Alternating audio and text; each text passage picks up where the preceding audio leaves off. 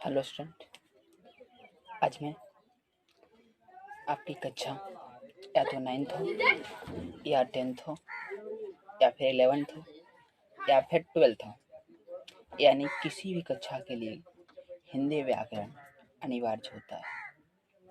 तो हिंदी व्याकरण में आज फिर से हम वर्ण पढ़ने जा रहे हैं, जिसका डेफिनेशन, उसका व्याकरण करना, उसका कैसे लिखा जाता है समझाने के साथ आइए हमारे वीडियो को पूर्ण रूप से देखिए।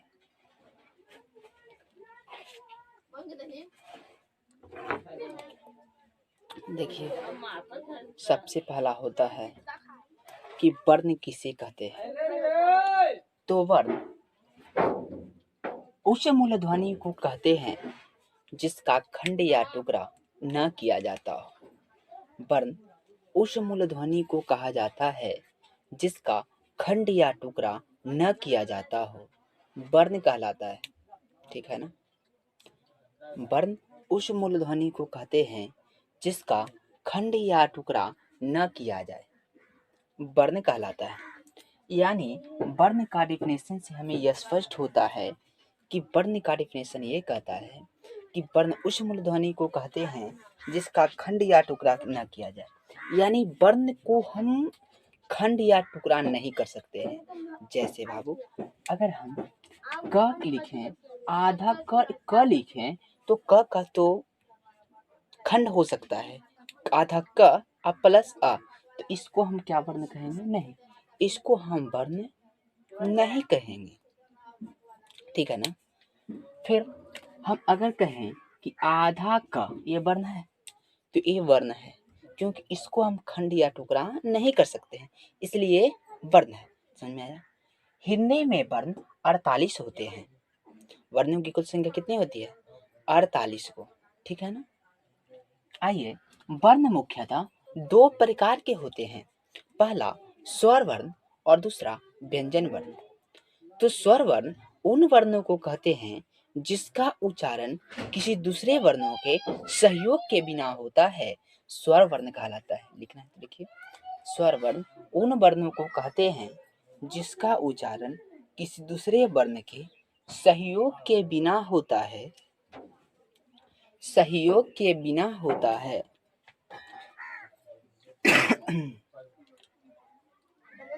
स्वर वर्ण कहलाता है।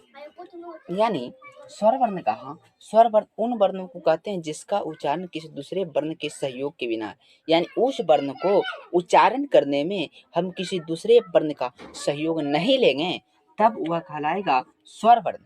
कहलाएगा स्वर वर्ण कहलाता है। लिखिए, स्वर वर्ण उन वर्णों को कहते हैं जिनका उच्चारण करने में किसी दूसरे वर्णों की सहयोग न लिया जाए, उसे स्वर वर्ण कहते हैं।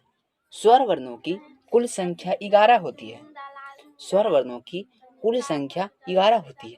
अ, आ, हर्षई, दीर्घई, हर्षौ, दीर्घौ, री, ए, ऐ, ओ और औ। ठीक है, लिखिए, लिखा होगा। चलिए, स्वर वर्ण किसे, अब हम जानेंगे स्वर वर्ण का डेफिनेशन तो जानेंगे। अब स्वर वर्ण के कितने भेद होते हैं, यानी कितने प्रकार के होते हैं। तो स्वर वर्ण दो प्रकार के होते हैं, ह्रस्व स्वर और दीर्घ स्वर। ह्रस्व स्वर और दीर्घ स्वर। ह्रस्व स्वर किसे कहते हैं? तो ह्रस्व स्वर उन स्वरों को कहा जाता है जिनका उच्चारण करने में कम समय या एक मात्रा लगता हो, जिनका उच्चारण करने में कम समय या एक मात्रा लगता हो, उसे ह्रस्व स्वर कहते हैं। देखिए, हर्ष स्वर वैसे स्वर को कहते हैं जिनका उच्चारण करने में कम समय या एक मात्रा लगता हो, उसे हर्ष स्वर कहलाता है। जैसे अ को हम उच्चारण करते हैं तो क्या होता है, अ को उच्चारण करें तो कम समय लग रहा है, और उसी प्रकार आ उच्चारण करते अधिक समय लगा, तो अगला वीडियो में देंगे वो दीर्घ स्वर है। तो दीर्घ स्वर आगे देखते हैं।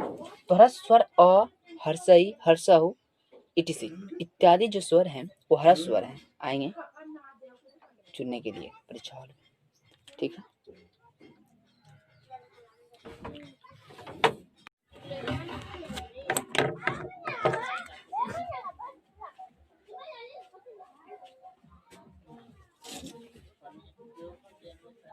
चलिए और आगे बढ़िए। फिर है दीर्घ स्वर, यानी वैसा स्वर वर्ण जिनका उच्चारण करने में ह्रस्व की अपेक्षा दुगुना समय लगता हो, तब उसे दीर्घ स्वर कहते हैं। जैसे ह्रस्व स्वर था अ, दुगना स्वर लगा आ, तो अ हो गया ह्रस्व स्वर और आ हो गया दीर्घ स्वर। हर्षई हो गया ह्रस्व स्वर और दीर्घ ही होगा दीर्घ स्वर। ठीक है, यानी वैसा स्वर वर्ण जिसका उच्चारण करने में ह्रस्व की अपेक्षा दुगना समय लगता हो, तब उसे दीर्घ स्वर कहते हैं। क्या कहते हैं? दीर्घ स्वर कहते हैं। फिर है, ठीक है,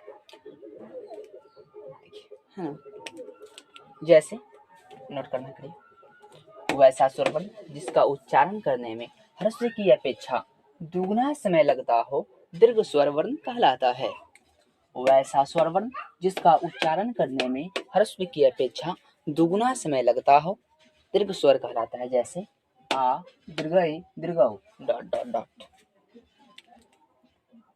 अब स्वर वर्ण खत्म हो गया, समाप्त हो गया। अब आते हैं व्यंजन वर्ण। समझिए, व्यंजन वर्ण उन वर्णों को कहा जाता है जिसका उच्चारण करने में स्वर वर्ण की सहायता ली जाती है। व्यंजन वर्ण उन वर्णों को कहते हैं जिसका उच्चारण करने में स्वर वर्ण की सहायता ली जाती हो, उसे व्यंजन वर्ण कहते हैं।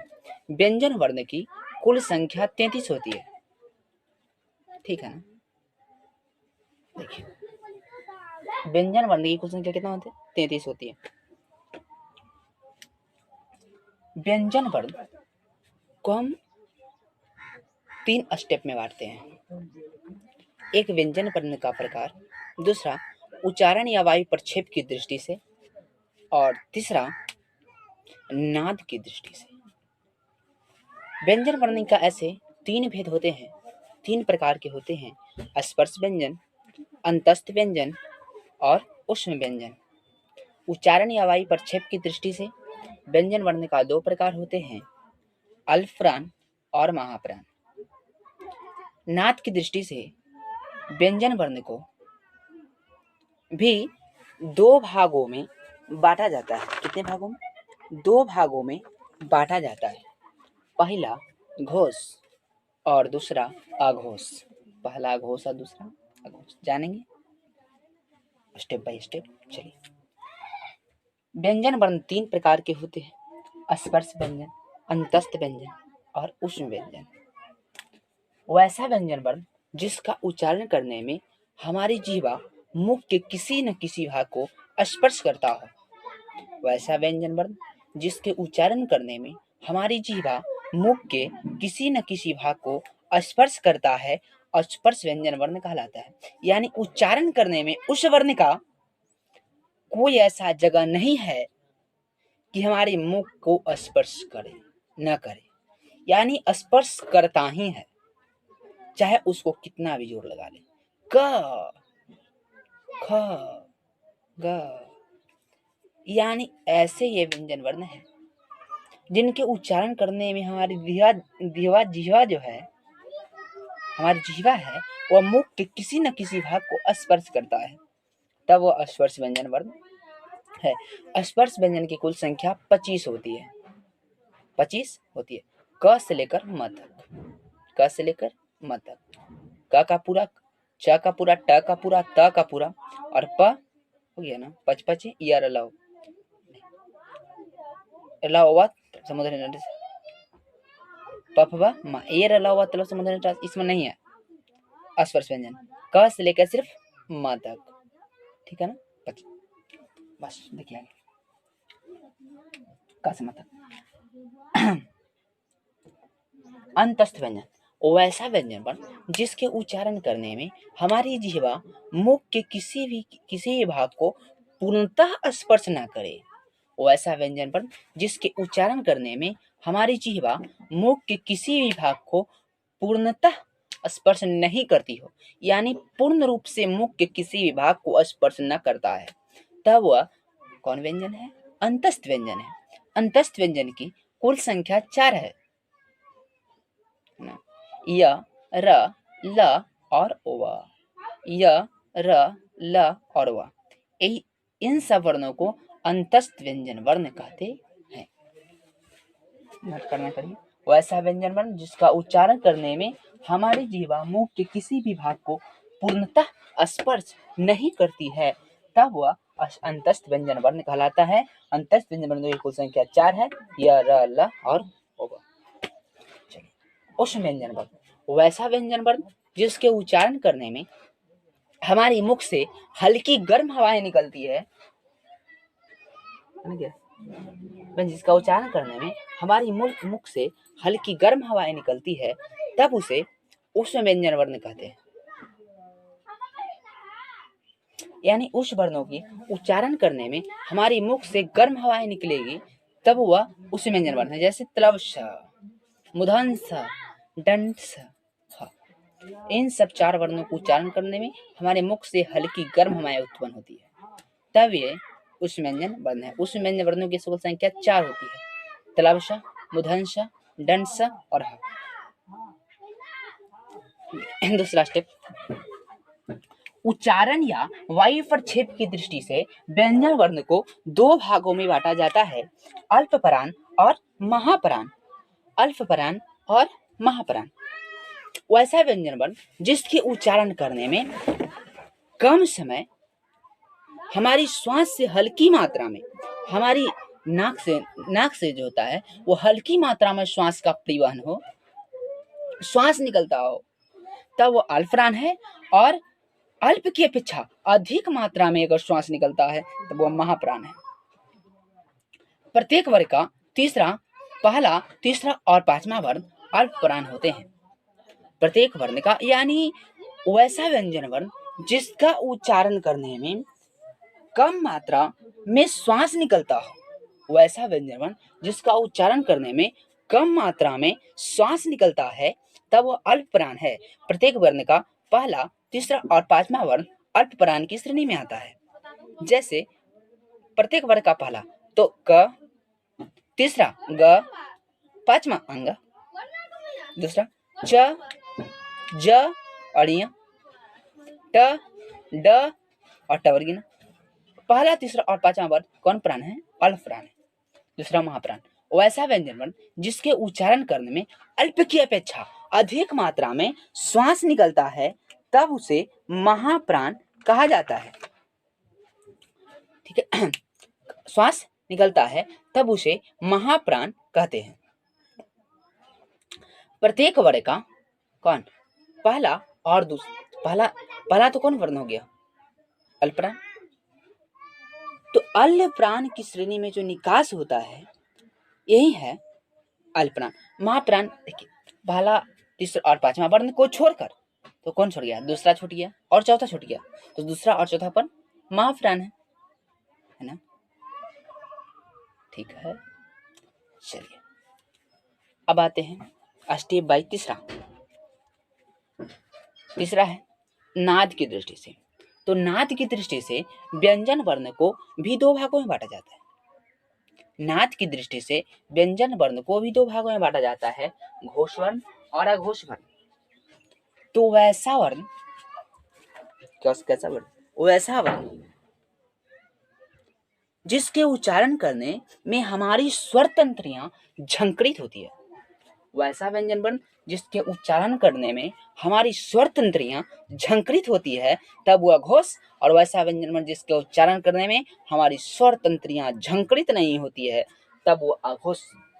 वैसा व्यंजन वर्ण जिसके उच्चारण करने में हमारी स्वर तंत्रियां झंकृत होती है घोष वर्ण, और वैसा व्यंजन वर्ण जिसके उच्चारण करने में हमारी स्वर तंत्रियां झंकृत नहीं होती है उसे अघोष वर्ण। तो घोष वर्ण कौन होता है? तो प्रत्येक वर्ग का तीसरा, चौथा और पांचवा वर्ण घोष वर्ण है। प्रत्येक वर्ग का पहला, तीसरा और चौथा, पांचवा जी, प्रत्येक वर्ग का तीसरा, चौथा और पांचवा वर्ण घोष वर्ण है। पद पहला तीसरा, तो पहला जी ओचे बोलते हैं, सॉरी, प्रत्येक वर्ग का तीसरा, चौथा और पांचवा, प्रत्येक वर्ग का तीसरा और चौथा और पांचवा वर्ण घोष वर्ण है। गलती भुला गया था उसमें। प्रत्येक वर्ग का तीसरा, चौथा और पांचवा, 3 4 5 घोष, और 1 2 अघोष। प्रत्येक वर्ग का पहला, तीसरा, पांचवा वर्ण घोष वर्ण है। सॉरी यार, प्रत्येक वर्ग का तीसरा, चौथा और पांचवा वर्ण घोष वर्ण है। प्रत्येक वर्ग का तीसरा, चौथा और पांचवा वर्ण घोष वर्ण है। तीसरा, ग घ अंग, ज झ इया, ड ढ न, है ना, त थ नहीं, त था नहीं, द ध और न, ब भ म कौन पढ़ते हैं?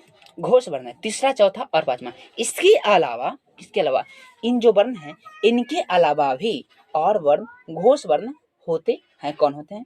तो इनके अलावा सारे स्वर वर्ण घोष वर्ण है। सारे स्वर वर्ण घोष वर्ण 11 को जो होता है जी, घोष वर्ण की श्रेणी में रखा गया है। और यह र ल ओवा तथा ह, यह र ल ओवा तथा ह भी घोष वर्ण की श्रेणी में आता है। सारा स्वर वर्ण य र ल व और ह स्वर वर्ण भी, और य र ल व और ह भी घोष वर्ण है। और वो तो है ही है। अब आगे जानते हैं अघोष वर्ण। वैसा व्यंजन वर्ण जिसके उच्चारण करने में हमारी स्वर तंत्रियां झंकृत नहीं होती है अघोष वर्ण कहलाता है। तो उसमें तीसरा, चौथा, पांचवा वर्ण था, तो इसमें पहला दूसरा होगा। सुनने वाली बात है। 1 2 3 4 3 4 5 तो 1 2, 1 2 का मतलब पहला और दूसरा वर्ण अघोष वर्ण है। क और ख,